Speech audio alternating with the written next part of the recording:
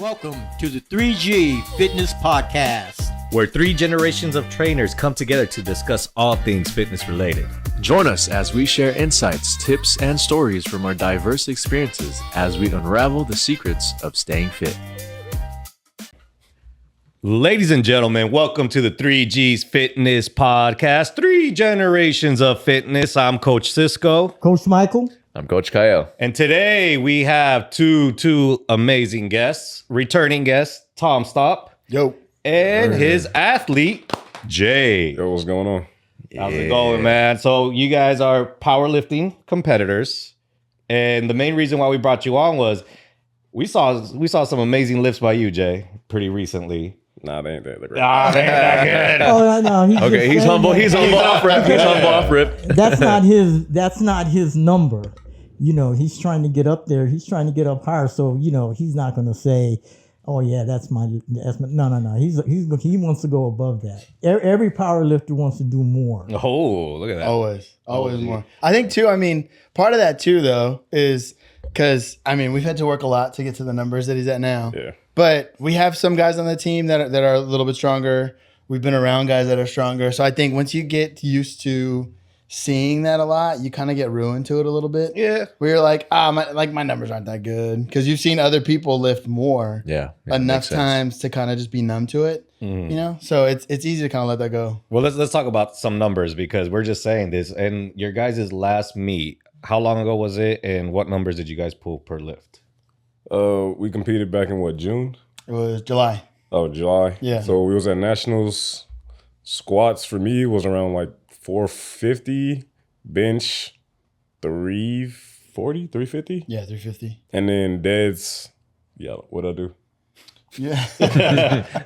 Like 6'11", 6'11". Yeah. So I just did my opener, missed second and thirds. So Yeah. not like the greatest performance on deadlifts. Okay. 6'10", not the greatest performance. This is this a beltless one? Yeah. They're all beltless. Well, and then also what weight Yeah. class? Oh shit. What weight class are you Okay. competing in as well too? 100 kg, so 220. 220. See, that's the thing, you know. But if you look at Jay's stature, okay, when you usually see guys that are popping 600, 400, but they're like either shorter and more boom. You know, he's tall. How tall are you, Jay? I'm 6'4", so I'm pretty lanky. So when you're deadlifting and when you're squatting, when you're benching, your length is It's a long way to go. Yeah. So obviously, you know, he has more muscle, you know, when he's lifting, you know, rather than more fat. He has more muscle, so he's more solid. Well, here's another thing, man. You're 6'4". How the hell did you get into powerlifting? Because usually that height is Bodybuilder. not an ideal height for powerlifters. Well, originally I was playing rugby. Oh, okay. So like during COVID, I was like, all right, a buddy of mine was telling me like, hey, we can go like power lift or weight lift, whichever. So I was like, all right, so we got some time to kill. So I figured like, all right, if I power lift, I'll get stronger. That'll translate over to rugby. Mm-hmm. Unfortunately, rugby season never really came back. So I just kind of stuck with powerlifting after that. But it was something I was always going to do. Oh, then how'd you meet Tom? Same thing. A buddy of mine's knew a coach who was doing like Olympic weightlifting, kind of wanted to teach us. I was like, all right, yeah, I'm down. Once rugby season ends is when I was like, all right, I'll hop in then. Once again, like COVID shut all that down. So I was like, all right, let's go check out the gym. Found out like Tommy and them was still coaching. So if it wasn't for like my buddy T, then I would have never met Tommy. But as soon as I met Tommy, we kind of just kicked it off and I was like, all right, so yeah, let's just go ahead and run this. Damn. I don't think that was a hard transition for you, Tom, was it, with them? No, because so the gym I was working at the time had shut down from COVID. And so that first weekend we opened back up. I already was working with his buddy T, one of my other athletes. And we were kind of working through COVID, doing what we could out of the house and stuff like that. And so then when they showed up in person for the first time, Jay came along that first day. And then we had kind of talked through it, tried to figure some things out, and powerlifting just stuck. So his plan at the time was rugby, and that was more the direction we were trying to kind of look at. But, you know, I mean, nobody's going to get mad about being strong. So the way to push that was through powerlifting training at the time. And then, I mean, we signed up for our first meet 6 months later, and that was it. I mean, fear is something in powerlifting because you move up in weight, you worry about, can I hit this or am I going to fail? I don't think fear was his. If he played rugby, fear was not his. Oh yeah, not an ounce. And even if there is some, I don't know that you would ever find out or know if that was the case.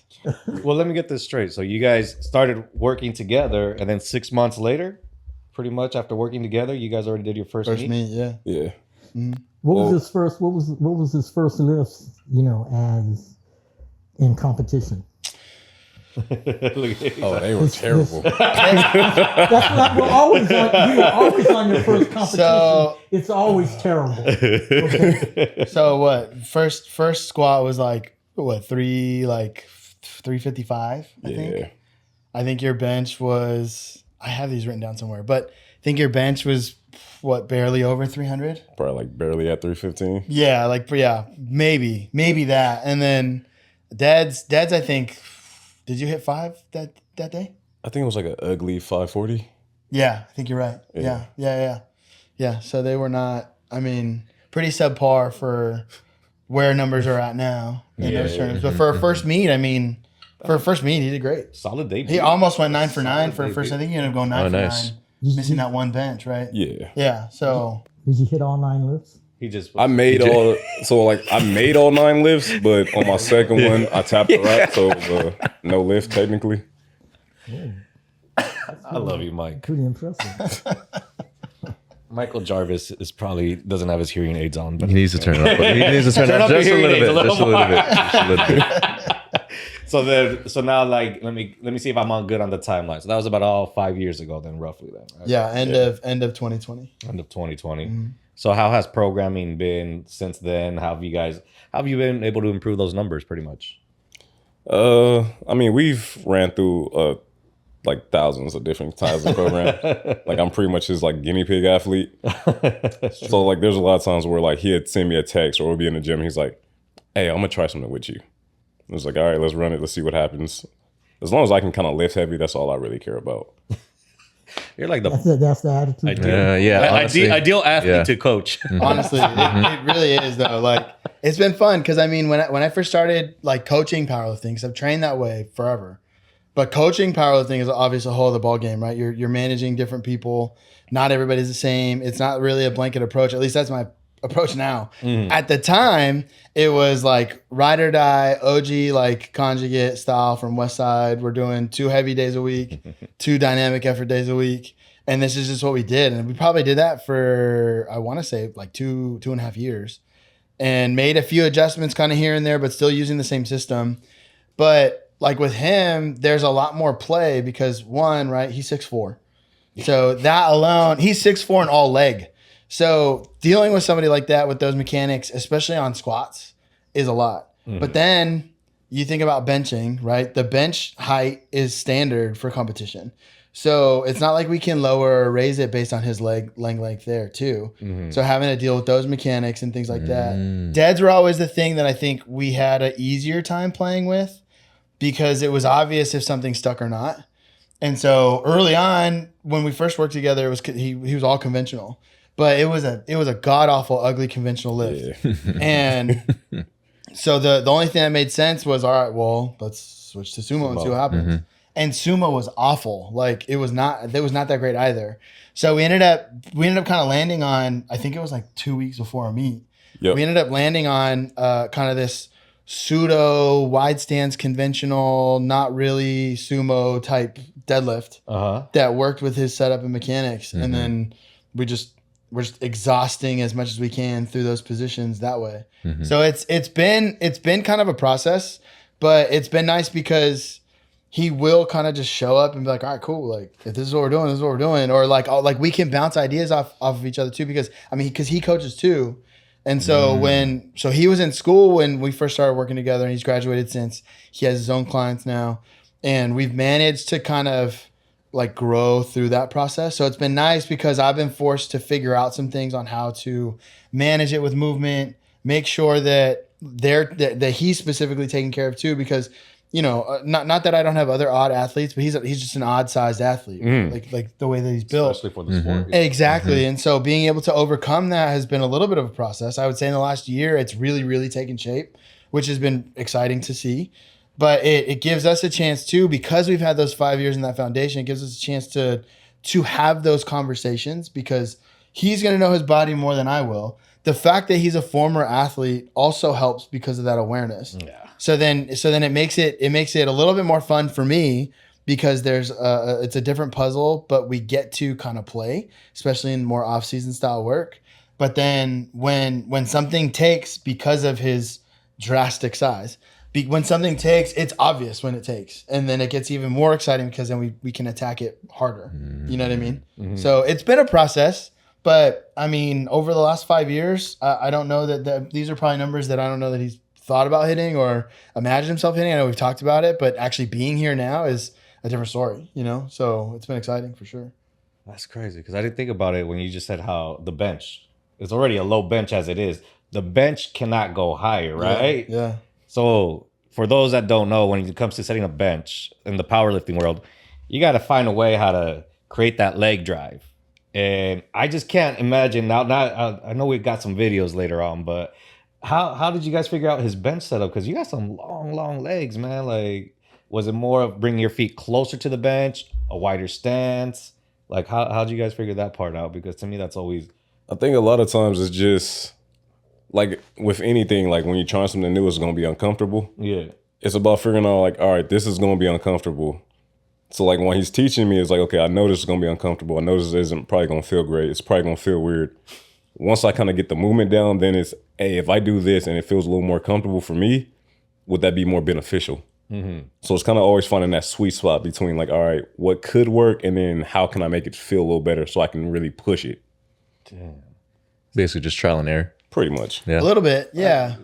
A little bit. I mean, especially again, because there's extremes being 6'4", with someone that has mechanics a little bit more tailored to powerlifting. It's not easier, but there's some consistencies, So yeah, I mean, we've, like I said, like his deadlift is a good example. Bench is another good example of kind of just figuring out from one extreme to the other to kind of a happy medium. And so it's definitely challenged me, like coaching them and coaching him. It's challenged me to dive deeper into understanding more. But then at the same time, it is a little bit of a trial and error process for sure, So yeah. Well, squat. We'll look at squat now. We looked at bench. Let's look at squat. His stature, as well, that conventional is more of a taller person's lift in the bench, versus the sumo is more of a shorter person to use as a bench. You're talking about that. And so, how I think you just said squat. How did you convince him to go sumo? Okay, we're talking deadlifts. We're talking deadlifts for sure. Deadlift. You guys never had a conversation between the two lifts, which would work better for him? You want to answer that? I'm not really sure if we like had a conversation about like, should I pull conventional versus should I pull sumo?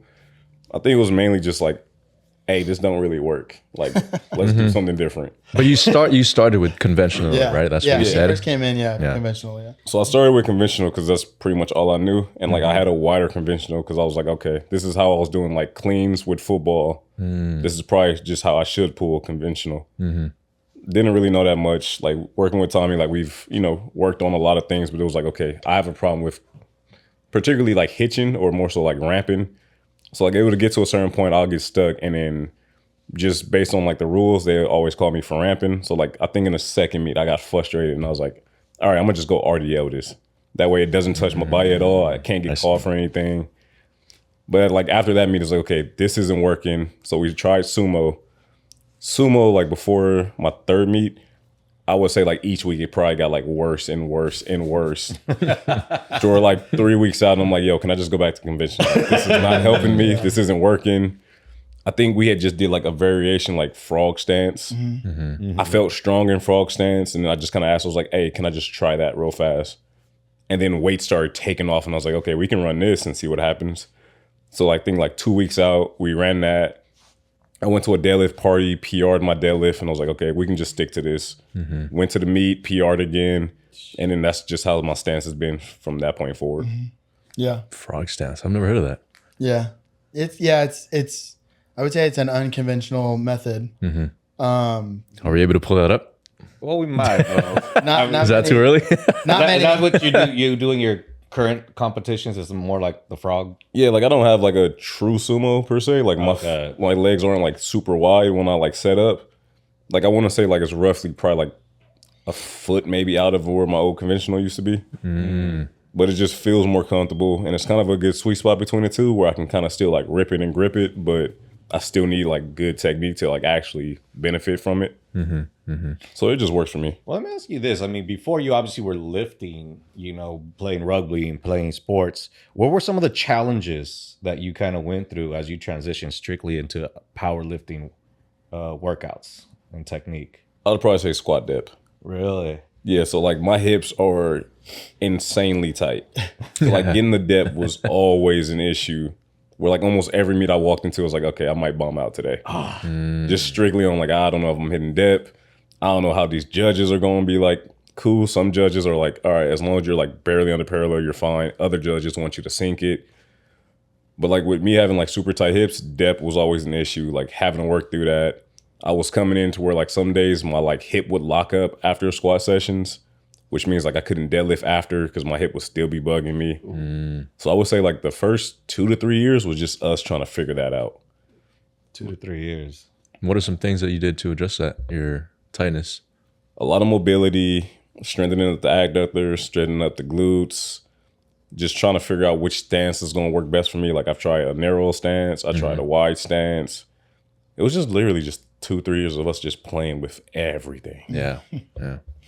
I think you, Tom, as a coach, what are you going through those 2 years? Yeah. I mean, it's definitely like challenging, right? Yeah. And then as a coach too, from that side of things, I like people come to you because they trust you enough to want to make that progress, you know? And so having the challenge and not seeing the result that you want in a faster way.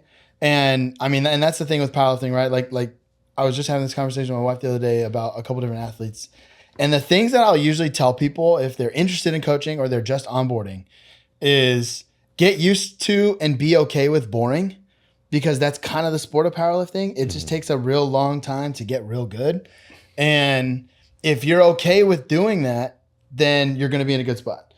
And then on top of that, though, if you're dealing like we're dealing with these challenges, because depth was always a problem, right? It's like, all right, like that first meet was kind of an anomaly a little bit. And so we go into second meet, first attempt on squat, reds. Second attempt on squat, reds. And I'm like, all right, you just got to do whatever you got to do to get the third one. And that meet too, we had a plan to hit a certain total. So I kept going up every attempt, right? Which is obviously a bad meet. But eventually he hit the third one. But like up until like that 2-year mark, like Jay was saying, it was always a question going in on squats. And more often than not, that first one was always a miss, almost always a miss. Yep. And it would take this till the second one to actually get on the board to be able to kind of, all right, where are the judges at? How are you feeling? What do we need to adjust in the back? And so going through this whole process, I'm like, man, like, this dude's not going to trust me after a while. You know what I mean? Like, I'm like, we're taking all this effort. We're like doing all these like different things, like trial and error. And I'm like, man, this kid's going to quit. Like, this kind of sucks. And so like, I even remember too, the first gym that we were at, they had this, like in the back, in this like back area, that turf, and they like CrossFit classes and stuff. And they had those like ropes, right, to climb, like climbing ropes. And I remember they were going out there, him and T were out there to do some like GPP conditioning work after a session, and they went over and they were kind of playing around doing like bodyweight squats, but assisted with these ropes. And this dude was like barely quarter squatting, like bodyweight. I'm like, what is happening? And I remember going over, and you know, he's 6'4", but like when he's squatting down, he's about my height, I guess. And I kind of go over and I like try to push on his shoulders to try to get him to go lower, and it just wouldn't take. Wow. Like it was blocked. Wow. And so it was almost like in those first couple of years, he needed the added load to kind of leverage himself down into actually getting close to depth. Makes sense. So it was definitely a lot, but I think now I definitely feel like I'm in a better place to help him and help other people in that same realm in terms of problems with issues like that. But man, it was a lot. It was really rough. I mean, even last year after the meet in October that he did last year, we took 5 to 6 weeks off from the bar to address problems deeper, to be able to target things in a way that would be long lasting in an effort to actually just fix the problem rather than just continue to kind of band-aid it. Right. And now I think it's attributed to a lot more of the progress that we've seen in last year. I mean, we were going into prep for nationals in July, and it was like PR after PR after PR after PR after PR. It was crazy progress. So, but it took that time to address the problem, kind of build into it, right? And we kind of built through that like qualifying meet in March just to make sure that he could get on platform for nationals. And then we started hitting it hard, and it was like progress was crazy. So in the beginning, there was a lot of doubt, and I'm like, man, like I'm worried this dude's going to leave. But sticking it out and being able to, like I said, kind of work together is, I think, pushed him to where he's at now. I mean, he does the work. I'm just kind of there to help. Yeah. You know what I mean? And so it's definitely all him being able to have that progress for sure. Yeah, like I never once thought about like quitting per se, but it was more so like, okay, I always knew I had an issue with squats. Like even my old strength and conditioning coach for football was like, yeah, you have an issue squatting. Like even with like me and her working together, she was like, okay, it's a mobility issue. But at the same time, she has like 50 other guys she has to look after. She's the only coach in there. So it's like, okay, I have to talk to her like later on in the day. So I always knew I had an issue with squats, but like playing sports is like, okay, I don't have to hit like depth. I just need to be strong in whatever position I'm playing in. Yeah, true. So then switching over here was like, okay, I haven't figured out how to fix my squat. I just know I can't hit depth, and I know my hips are always tight. Something always hurts. I spent years trying to figure it out. I couldn't really figure it out. I remember talking to Tommy about it and was like, yo, this is going to be a problem. Just knowing he was there to like help out, trying to help me figure it out.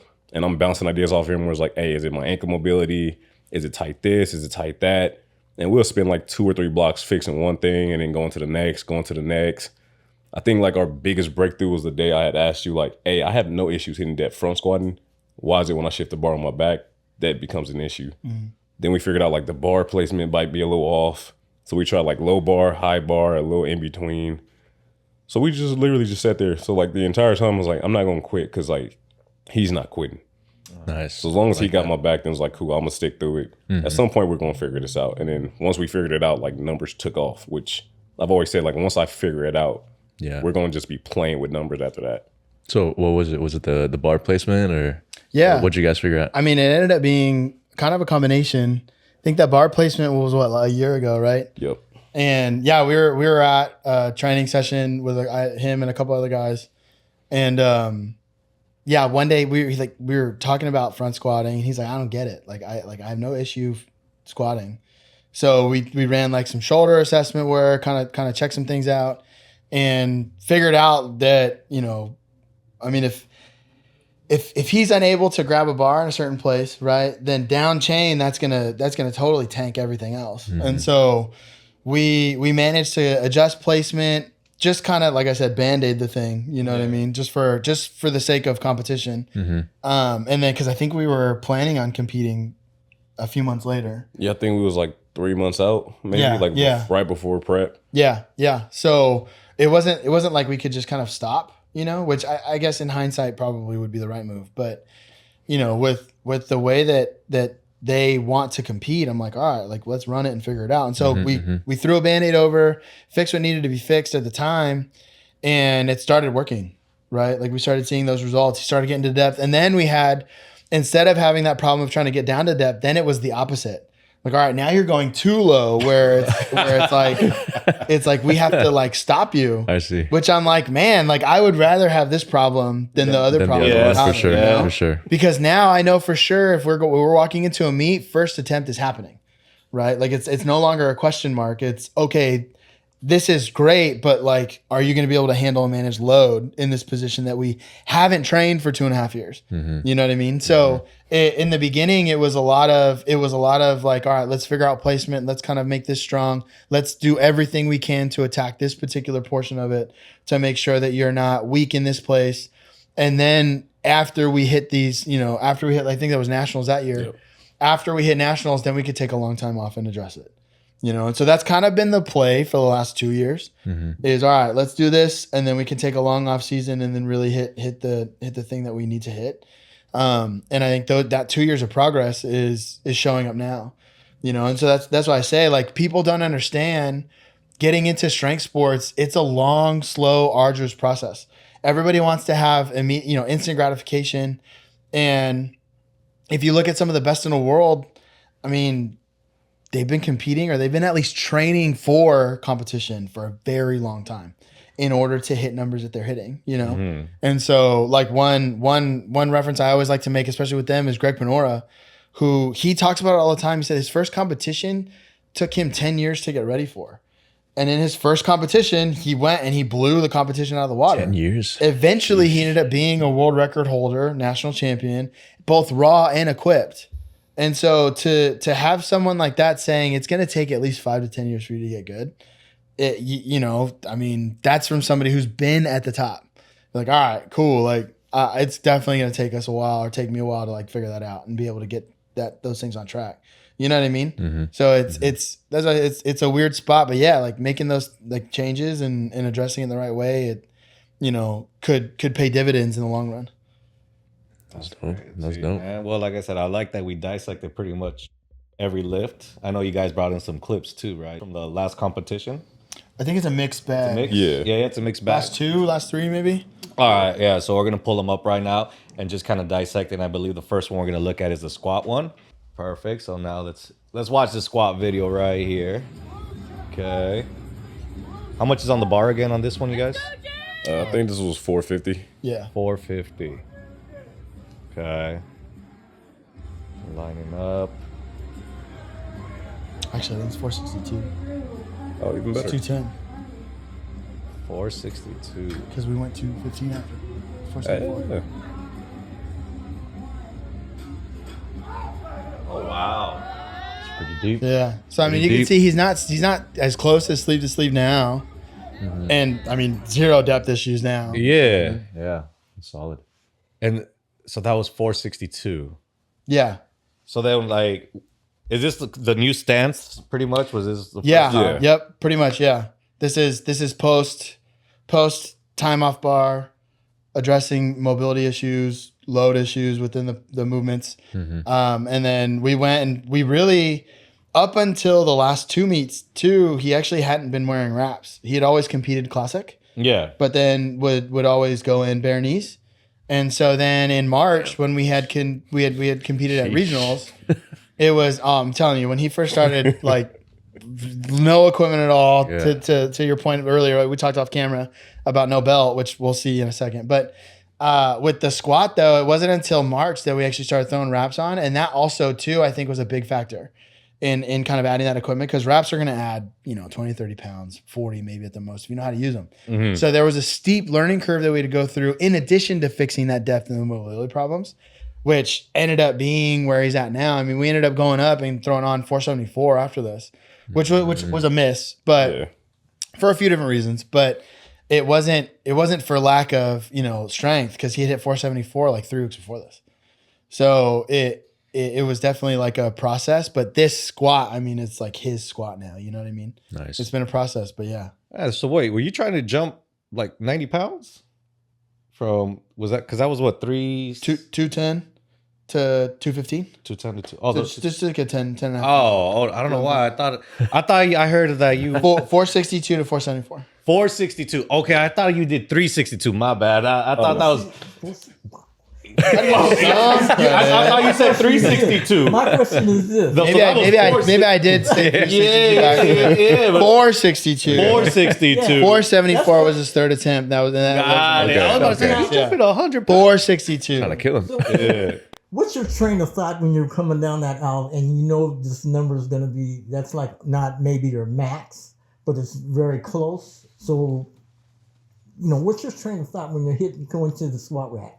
I really don't even think about it. You just blank out, or you just... Well, like typically, like Tommy's right next to me, so I'm just listening to whatever he's telling me. And like most of the time, he's just either like kind of yelling at me or just telling me like, "Hey, focus," because Tommy knows like I'll get distracted during the meet in a heartbeat. Like I'm trying to figure out like who I'm competing against. Yeah. I'm either cracking jokes around a lot, running around, which is okay.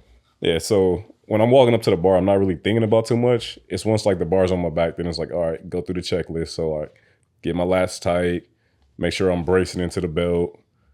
And then from there, once I pick it up, it's just radio static until like I hear him say up. Cause yeah, like in most meets, I started figuring out like I'm getting deeper in meets than I do in training, which is like, all right, I don't really like this. Like if you can yell up, just tell me when to go up and I'll just shoot up from there.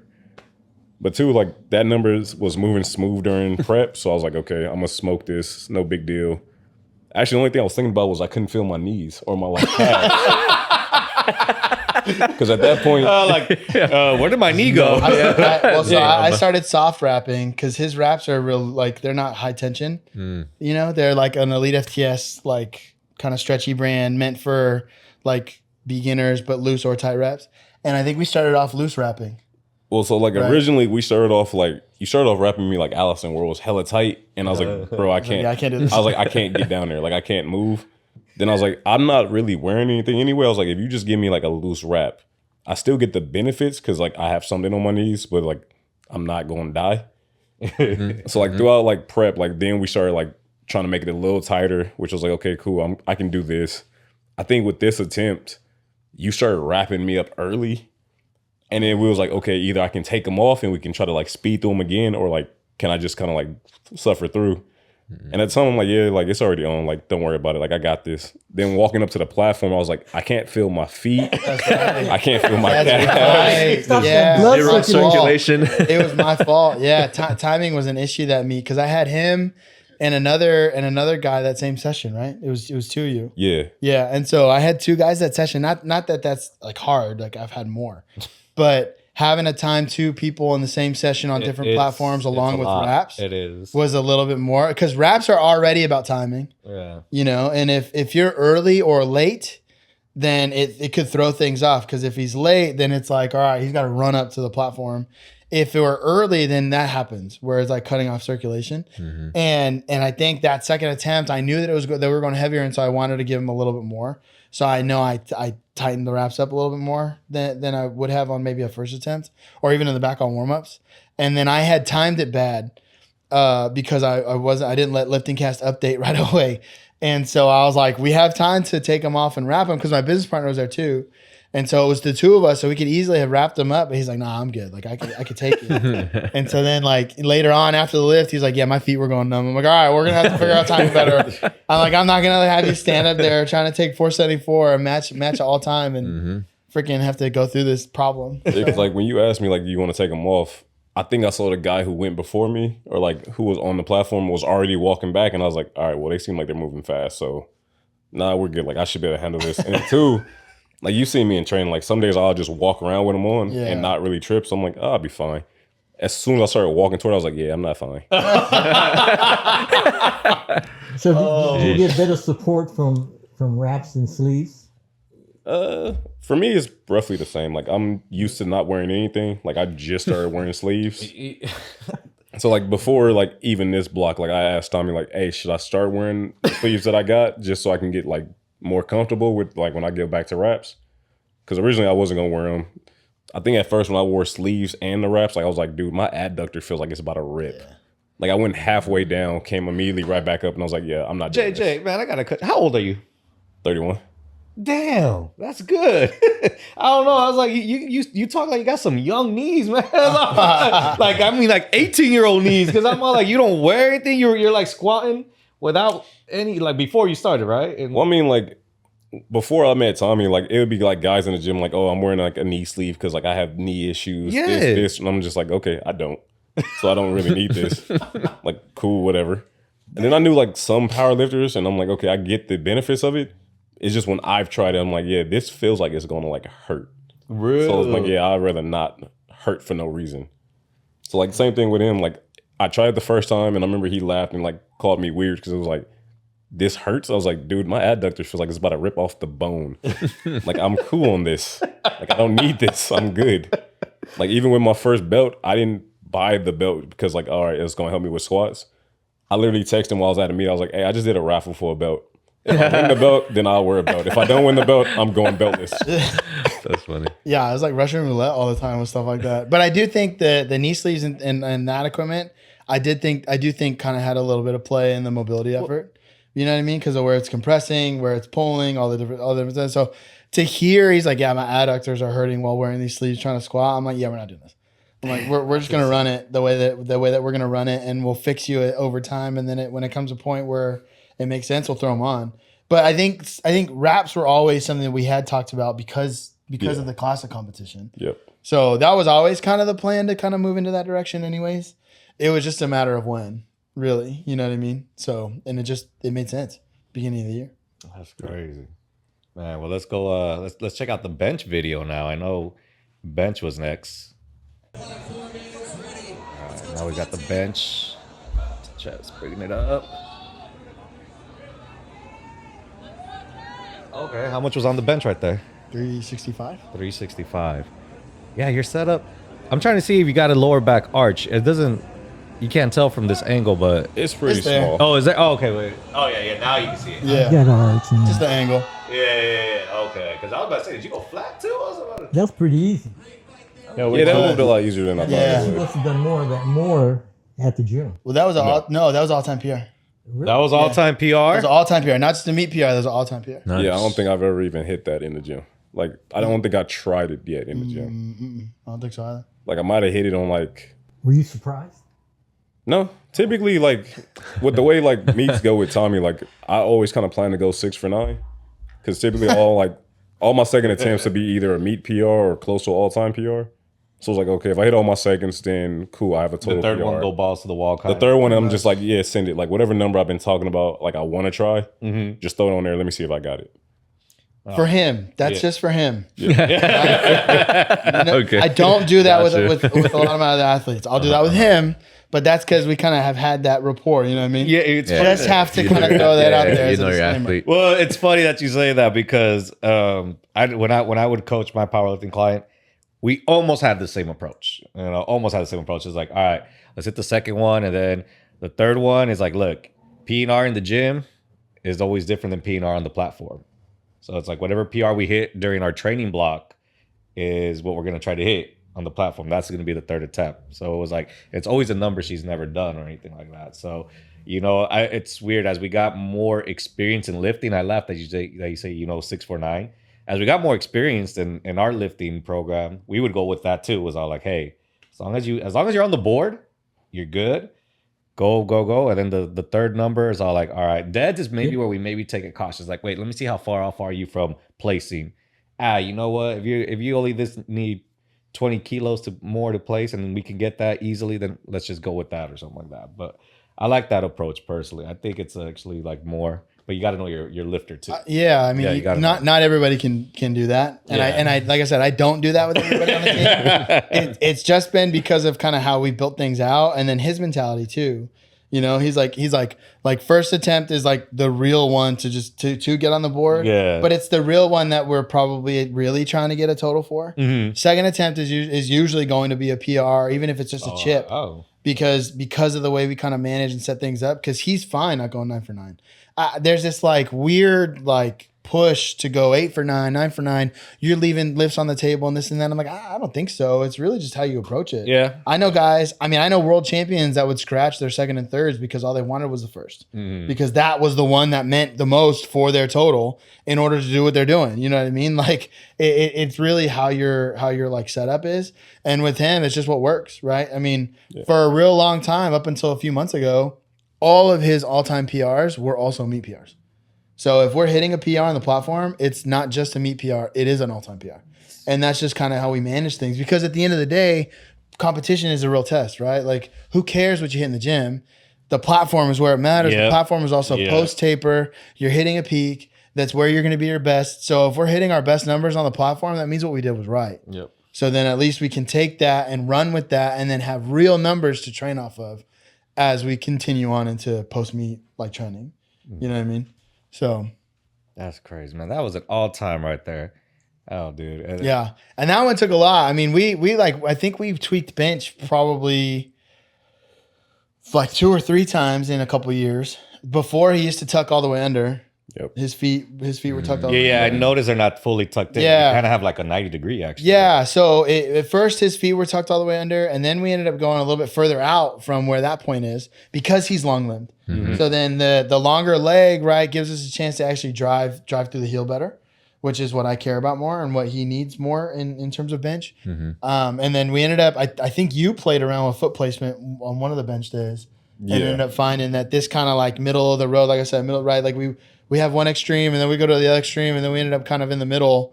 And that ended up being what worked the best. And then he had a great meet. That meet hit all. I mean, we went 3 for 3 on bench, hit an all-time PR. That's crazy. Yeah, that's why I was wondering how your bench setup was, because, like I said, me, I bring my feet in more, and just to create that arch for me as well too. So that's why I was like, man, that's solid, dude. Well, like I said, on to the I next. think that suits a long leg person that coming out more, you know, to where kicking it in, your legs are so long that. Well, that's why I think like shorter people. I mean, short king over here. Wait, I have a question though. So, Mike, you had a powerlifting client before. How was your approach like when you had obstacles? Did you mess around with their forms a lot, or would you just kind of? Well, see, Jay's lucky. Okay, I'm gonna say right now he's lucky. He has a coach. Okay, I never had a coach. No. Okay, I'm not. I know. So for me to make changes, I didn't know if they were the right changes or they were the wrong changes because I didn't have a coach to say, "Hey, I need help." Yeah. You know, so you know when you're just on your own, the decisions are harder because you get in the meet, you made a mistake. Now, if I had a coach, I could have gone to him and said, "Hey, I need help. You know, is my low bar enough? Am I going deep enough? I see. You know, what am I doing wrong?" So having a coach is the most important thing a lifter can have. Having a coach, no doubt. You know, and I'm sure a lot of your lifts without Tom, you wouldn't be, probably where you are because he's made so many adjustments with them to find out where his problems are. Right. And that's where that knowledge in powerlifting comes in handy. So a lot of mine was a hit and miss. I think too, I want to go back to something that Mike had asked before the break, I think. One thing too, because you had mentioned, why didn't we have a conversation early on about conventional sumo, how to set those things up? The approach that I take with working with somebody new is I don't know them yet, right? Like I haven't, all I know from them are videos that they've sent me in an effort for me to actually build that first training block. And it's not until I get to really work with them in the way that I want to work with them that we want to start making changes. So I usually don't make any changes at all when I first start working with someone, unless there's something specific, Right. you know? And so like, because then if I'm coming in, one, we're just getting to know each other. We're starting to build that rapport.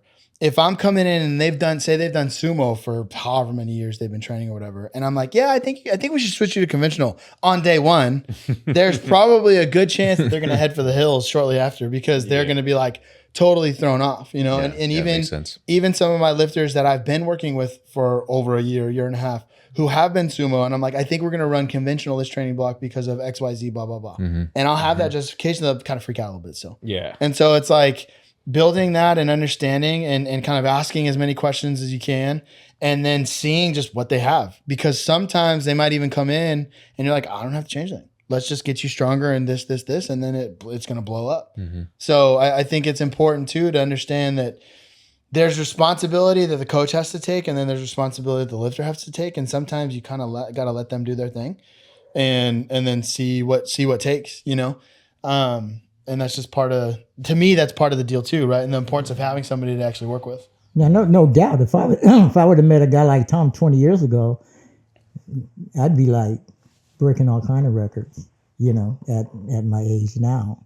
See, so you know, it's just. And you're right. A relationship, communication is so important, you know, with your lifter. You got to know his personal life as well as his lifting life. and stuff. So, you know, it's just such an important thing for a lifter to have a coach. And you're up for laughing. I could imagine why. Why do you? Why? Why do you think we're smart?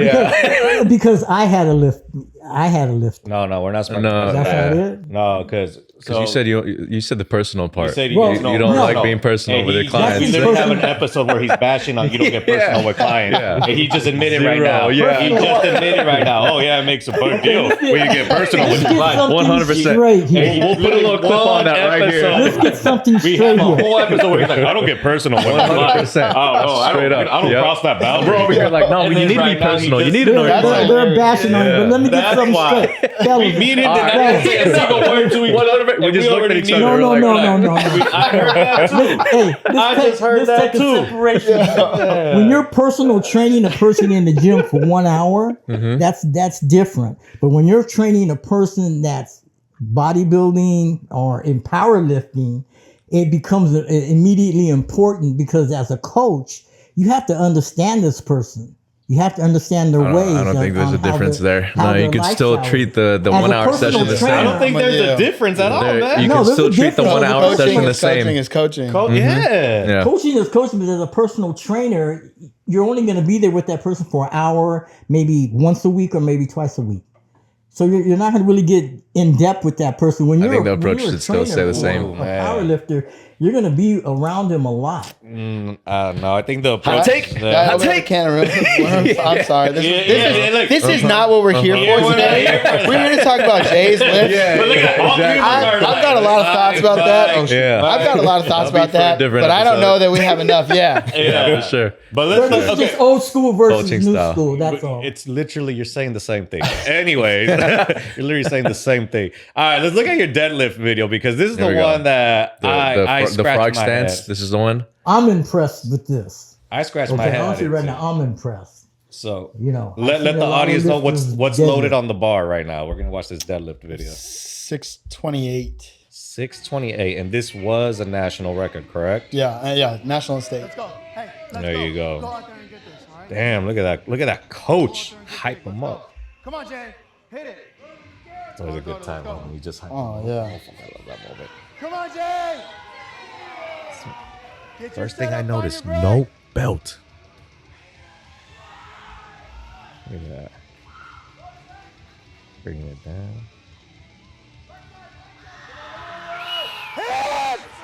It is kind of like a hybrid stance for sure, huh? Yeah, it's definitely it's not out there. Super sumo wide, but it's also Yeah. Jeez, Jay.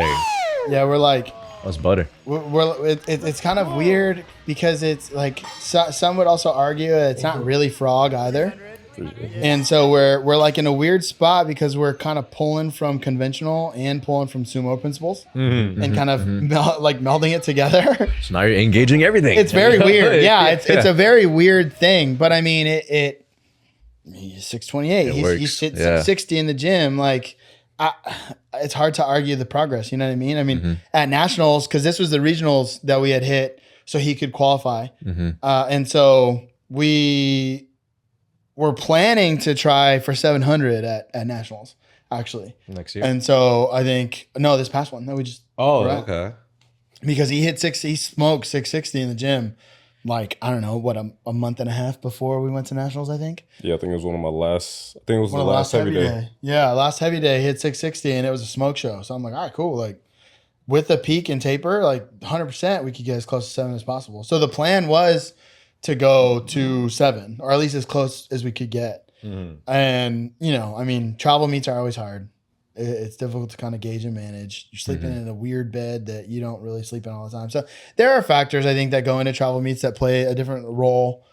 But yeah, I mean, with this one, this was just like, I mean, everything was coming together in the right way, and it showed up, How'd you feel, Jay? How did you feel doing that? I mean, walk me through. What was going through your head and when that lift just got up? Just mainly keep my chest up for the most part, because like I have a bad habit of like pitching forward. Got it. Yeah. So it was mainly just like, all right, let me keep my chest up, and then 2, it was like, okay, I gonna need to earn my 3rd attempt. So I think like that entire time I was like, all right, I want to pull 660. Like this was probably a number I felt like last meet typically like whatever my third attempt from the last meet was, it's probably gonna be my second this go round. I'm probably gonna hit it. So it wasn't like I knew I was gonna get it up. It was mainly like, all right, let me make sure this is clean, it feels smooth, and then let's load up something like actually heavy. And how do you do this without a belt? Man, it's like, I don't know. Like for me, I don't think about it because I've never worn a belt while deadlifting. So like my buddy T, like I used to train with him like religiously. He's super strong. So it would always be like, okay, I'm pretty much maxing out to keep up with him. Mm-hmm. And then whenever I fail, he's just going to rep that out. Mm. So like we used to train like ridiculously stupid, but for some reason it made us hella strong. Our form and technique was ass, but what was your training Tommy, like in rugby when you were playing rugby? Similar to football. Yeah. It wasn't that much different. Mm-hmm. But like coming from like football, rugby, like playing around in the gym is just what we do. It's true. So I wonder if that like developed your core from all that stuff of just messing around in the gym. I think so. And I mean, messing around in the gym. Because I mean, these guys would go in and they'd like walk in and be like, what are we gonna max out today? Let's max this out, and then we'll hit it for like a 10 by 10, and then we'll do like something crazy after that. Like that was kind of what they would do before. I see. And because so if you know him and his buddy like T, which I think it would be really good to get them both on here at some point, just as an aside. Okay. If you know them, they are like it's an ego show, but in the best way. Like when we used to have team training when we were all at the same gym, it was some of the like funnest times because these guys would just pop off at each other. So I can only imagine what it would be like when there was no structure and they would just go in and be like just talking back and forth, trying to like egg each other on. Pushing their body to the limits. Yeah. Because then too, because Jay is hyper competitive and T is stronger. I mean, he at nationals, he deadlifted 804 for the first time on the platform. So like he's a freak too. And so, you know, for Jay, knowing like they kind of, you know, like they come up together in sports, T's excelling at powerlifting. Like I see them go back and forth all the time. It's fun to watch. Mm-hmm. But 100% to your point, I do think that training made some torso strength in there where it's unnecessary or at least not a requirement, right? Right. Because I mean, at the end of the day, like what are belts for? It's not for low back support. It's to understand external stimulus so you can brace appropriately, right? And if he's trained in a way where it doesn't make sense to do that, or not that it doesn't make sense, but it's not really needed, you know, then why not? Right. Because the way that I coach these guys is to say if we have an opportunity or we can, like, why would we not use the equipment available, right? If it's available, let's do it. Yeah. But if it alters the lift or it makes you uncomfortable or it puts you in a position that's going to be bad in comparison to what you're good at, then it doesn't make sense to do. You know, and he's like the 1% where it's like, hey, you know what? Smoke 660. Let's do it. You know what I mean? Why not? Crazy, man. So, because you go close grip, closer on the sumo, right? And conventional, you're a little bit wider. You never had a problem rocking the bars? No. You know, on a deadlift, on the sumo? No. Wow. Because of my technique. You know, that's a lot of weight, you know, and close grip and being able to pull it straight, man, that's got to come from a lot of core work and forearms and stuff because it's not easy to keep it steady. You know, it's just it's not. You know, but conventional, you're a little bit wider and you roll your thighs, it makes it a little bit easier. With that deadlift, you don't get that kind of action, so it never had an issue with you, or it's just been like.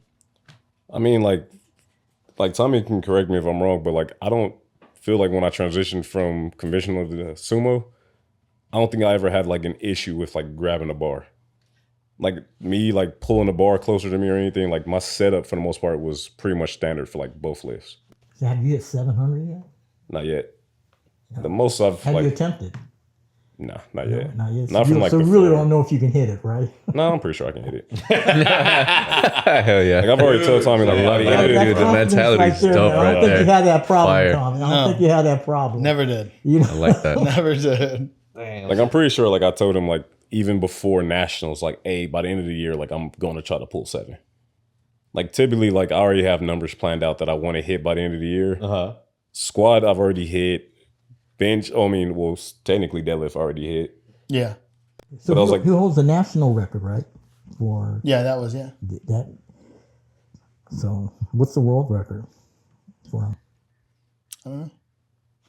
That'll be the next one. I didn't- All right. Yeah. It's got to yeah, I didn't- Doesn't matter. He's gonna break it either way. He's gonna break it. He's gonna break it. Doesn't matter. Well, see, like I didn't know that was the national record at the time. Like I knew that was state. I didn't check for nationals, so I was like, all right, I'm assuming nationals is like well in the 7s. Yeah. So it's when they sent me like the record thing, I was like, I think they made a mistake because they sent me state and then they sent me nationals.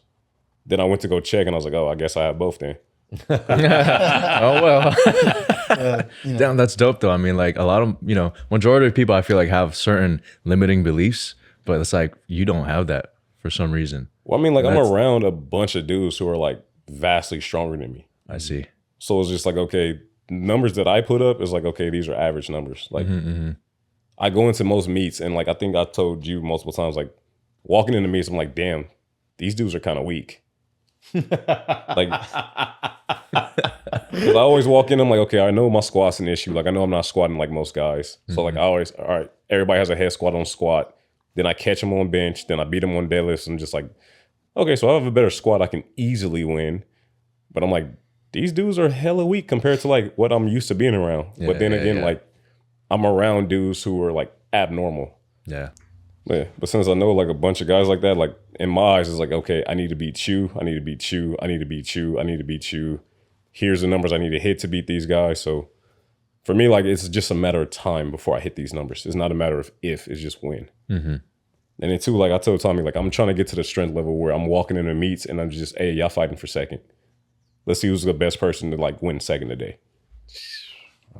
You think that's the importance of like the team that you have? I think that sounds like it is. It's like, you're talking about being around your teammates, right? Seeing them lift more, and that's where you're trying to like. Well, like this is my teammates, but this is also just like the guys I met in the sport. Okay. So like one of like my buddies, like Big J, like he's a dude who squats like 750, deadlifts 750, benches 5. Okay. So like if Tommy's not around, sometimes I'll ask Big J a random question like, hey, if I'm on the camber bar and I'm having this issue, what would you do? So like these are dudes like I'll take advice from, but like, okay, you're strong as hell. You're strong as hell. Like I know Big J loves saying it, like at any given time, there's like 5 2K pullers at our gym. And like, okay, so if there's a bunch of dudes like this that are that strong, okay, I can get there. Like this isn't as abnormal as I like once believed or whatever. And then too, like my first meet I won and I was like, oh, I thought people was gonna like blow my numbers out the water. Knowing that I was already competitive at the first meet, is like, okay, so dudes aren't like ridiculously strong. I'm thinking like everybody in there like at like a 90 weight class was like going to be benching 450, squatting 6, deadlifting 7. Seeing dudes put up numbers like me is like, oh, so this ain't like that crazy. So now it's just like, okay, let me catch up to the guys that I look up to. Got it. So being around these guys, it's just a motivating factor for you, because being in a gym where you got guys that are just lifting more than you pushes you harder. Yeah. And if you're in a gym that they don't have that, then you have no kind of motivation. Well, I'm not going to be there for that long. I'm going to go to a gym that has like stronger dudes in it. I shouldn't be one of the top guys in the gym. I like that mentality. So So, you like- never want to be top one at the gym. You always want to strive for more when you know that's just a true competitor then. Yeah, so like I know when I played football, like we had like strongest man in the weight room. Whereas like, all right, by each position, who's the strongest? And it's like, all right, cool, I'm going to be one of the stronger receivers. But in my head, it's like, okay, I'm never going to be the fastest receiver, so I got to dominate somewhere. It's going to be in strength. But two, like I work out with T. T was a defensive lineman. Like I wasn't ever going to like really keep up with how strong he was. But it's like, all right, if I train with my buddy who's hella strong, then I'm also going to get hella strong. So like watching T progress is like, damn, T got me beat by like 200 pounds on every lift. I need to catch up. My buddy Marcus, me and him are pretty close on numbers, but we've been competitive with each other since like day one. Like he would probably be the guy where it's like, all right, if I'm running, he's trying to catch up. We're lifting weights, we're pushing each other. So like, yeah, I've always been competitive, just given like sports. Yeah. But like having those two around me is like, okay, cool. Like I got to make sure you stay number 3 and I got to catch up to you. Then getting into the sport of powerlifting, it's like, okay, there's other guys that I got to like beat. So like looking at T's deadlift, like he deadlifts 800. I know like a couple guys in between like my deadlift and his, and it's like, okay, I need to knock you off, then you, then I'm gonna get T. So like one of my buddies, his name is Phil. He just competed this weekend. Yeah. I thought Phil was automatically like a lot stronger than me, just given like he has a stronger bench, a stronger squat. I just assumed his deadlift was like massive. I found out his deadlift was like 10 pounds heavier than mine, and I immediately took time. I was like, hey, I know we have a plan for right now, but like, let me go back to pulling my weight because I need to beat Phil like tomorrow. Once I beat Phil, he's no longer my friend. On to the next friend. Cross him off the list. All right. Yeah. Next. Scratch him off the list. Yeah, exactly. That's crazy, Jay. I like that mentality so much, man. I think that's a breath of fresh air too, because you feel like some people don't approach it that way. People see it and they'll approach it the opposite. They get intimidated. They're like, oh man, that guy's pulling 700. I'm only like at 660 and things like that. I hear more people being like intimidated, like damn, like second guessing themselves. So I think it's a breath of fresh air of like how you approach it. And I think it's one of those where, once again, man, he says you got lucky, you got Tom. Man, you got lucky, you got Jay, bro. You got lucky. Facts. Yeah. Well, you guys are like, you guys are blessed to have each other. Two-way street. Yeah. Like I will say, like Tommy's lucky when it comes to me in regards of like switching up like how I lift. Yeah. Because traditionally it's like, okay, we're gonna run something until it doesn't work anymore, and then it's time to switch things up. So like when I switched from conventional to sumo, I didn't argue with that transition because I was like, all right, conventional is not really working. It hasn't been progressing that much. Let's try sumo. Then it started taking off. I was like, yeah, we can stick with this. Like even with him saying like, hey, at some point you're gonna have to wear a belt. I'm like, all right, cool. I'll wear it whenever like this stops working. But until then, like, I'm gonna keep doing this. Yeah. So like I know this last prep, he kept telling me like, hey, make sure you bring your belt in on deadlift day. Let's try it since I have a new belt. And like back in my mind, it was just like I legit kept forgetting it in the car because I'd never bring it on deadlift days. It wouldn't be a raffle, so it's not like a priority. So it wouldn't be until like I get to my top set where I'm like, oh yeah, I forgot my belt. Should I go grab it? And he's just like, oh nah, not really. At that point, why? Yeah. Sick. So then what we're approaching the end of 2025. What's the future plans for you guys when it comes to meets, comps? End of the year, I'm gonna try to do a strongman meet just for the fun of it because I always like doing strongman stuff. So I'm gonna try to like get back to 2 powerlifting meets a year and then like end it off with a strongman meet. I'm gonna try to have just a day where I can like max out all my numbers just because I want to. So To be determined. I was about to ask now, Coach, how do you feel about this? I mean, we're kind of heading there. Yeah. There's a plan. There's always a plan. But then next year is nationals. nationals, right? That's always like in June. It'll be in May this year It'll be or in next May? year. Yeah. Yeah. Are you trying to do a competition beforehand too? Nah. So I'm gonna just take the whole year off and then compete again at nationals. I've hit that point where like I don't need a tune-up meet per se. good. Nor do I need I feel like I need to be on the platform. Like I don't miss commands. Being in front of a crowd doesn't like bug me at all. Yeah. I'd rather take more time to like focus on training, focus on getting stronger, then hit the platform than just doing a meet to do a meet. Nice. When do those training blocks go into full gear? Well, I mean, we've been doing kind of off-season work. So I've changed my mindset in the like coaching programming side. If I'm working with somebody who's new and they're new to the sport, I'll push them as like to compete as often as it makes sense. Yeah. Because that platform experience is going to be what makes the difference. You know, getting them in front of the. I mean, it's vastly different lifting in a gym where there's music that you can control or maybe at least are on board with. There's other people training around you versus being in the spotlight, having 3 people around you judging, a big crowd in front of you. Like it's a little bit of a game changer. And so I think with him, like because he has that athletic background, it's kind of played into that quite a bit. And early on, I would push them to compete like very often. I think the first year you guys did like 3 or 4 meets. Yeah. And they're on like when we hit nationals next year, it seemed like it's like 15th meet in 5 years. And so to push that early makes sense. Yeah. Now we're hitting numbers, especially him, T, the guys that have been with me for 4 to 5 years. It doesn't make sense to do that all that often because peaking is so hard on your body, especially at those heavier loads. And so we now will kind of take a step back. If we have to run a meet to maybe qualify, or we have to run a meet for XYZ, we'll run that. But we're at the point where it's like, all right, which nationals are we doing this year? You know, where do we need to go? And so now we'll compete maybe 1 to 2 times a year. And then for him, because he likes that strongman and his body's really built for it, as opposed to powerlifting, that kind of is like on the horizon in terms of maybe next direction. Like once like boxes have been checked, because I mean at this point there's really not a whole lot other than continuing to beat people in his weight class, you know. And so the next like big challenge that I think would really, well, we know plays to him, his personality and the way that he does things and the way that he moves would be strongman. So checking that off once a year kind of makes the most sense. But post nationals this year, we're just building. We'll like kind of train for strongman a little bit. Yeah. The first strongman meet he did, we like worked on the movements like 2 weeks out, and then just threw him in it. Because I'm telling you, Is that your first time coaching someone for strongman? Yeah, him. Yeah. So it's not really in my realm, but with him, it's nice because we do have that like that trial and error, right? Yeah. We get to play around. Right. And so, but I mean, ultimate goal still is being able to kind of check that box for a strongman meet, kind of stay relevant in it. And then it's back to powerlifting, because we have, you know, from that point on, and even now we're like he's got logs in there, he's got yokes and farmers carries and things that we'll do for that competition. But but at the end of the day, like all those things are going to build his powerlifts too.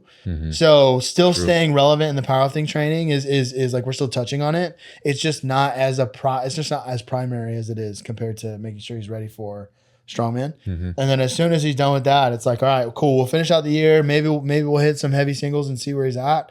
And then, you know, 2026, we're hitting the ground running, getting ready for Nats. So that's kind of the point in time now. That's awesome, man. That's awesome. When is the strongman competition? What was that, first weekend of December? December 6th, Yeah. Where's it gonna be at? The training hall in Thousand Oaks. Thousand Oaks. Man, we might need to do a follow up or something like that. Have you back and follow up on that and whatnot. But it's gonna be the next half door right here. I'm telling you, man, it's all like you guys. Yeah. Well, I mean, I really like what I'm, like I said, in this last hour or so, what I've seen between you two. More importantly, you know, is the challenges, but like the growth. You know, I feel like, Jay, you've helped them grow as a coach, and vice versa. You've helped them grow as an athlete and as a coach, right? You're coaching people now, so I think it's just the beauty. One of the biggest takeaways I like that I heard is that your football coach, you know, strength and conditioning coach, she was there, helped you out, but she was helping 50 people. Yeah. And then the importance of having a coach specialize on just you is super important, because you get to know them on a personal level.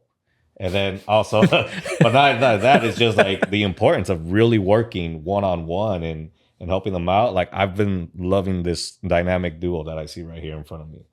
So I want to thank you guys for being here. Let us know where they can find you. I mean, plug your guys' social medias. _Cub25. I mean, I've been here before. Yeah. We'll put you for back the in. people, you know, the seeing this bunker, episode for the first you guys time. have the proper Just shirt. go to the bunker. We're there. Yeah. So Tom's been here. We're definitely It'll be on the gonna have him description. back. But I want to thank you guys for taking the time to come here, because honestly, like I said, I love seeing coach-athlete dynamics. I love hearing the growth. I love hearing the success. And I can't wait to hear more about the future success that you guys are going to have, man, because I definitely think 700. Let him hit it at the end of the year, dude. We'll see. We'll definitely have him back when he breaks the world record. Yeah, man. There you go. It's got to be close. I don't know what it is, but it's got to be close. Yeah. But like I said, man, thank you again. Thank you guys. Like, comment, subscribe. Let us know. You guys can follow them also on their handles. We'll share them right there. I'm Coach Cisco. Coach Michael. Coach Kyle. I'm Jay. Coach Tommy. We'll Yes, catch you sir. guys on the next episode. Peace.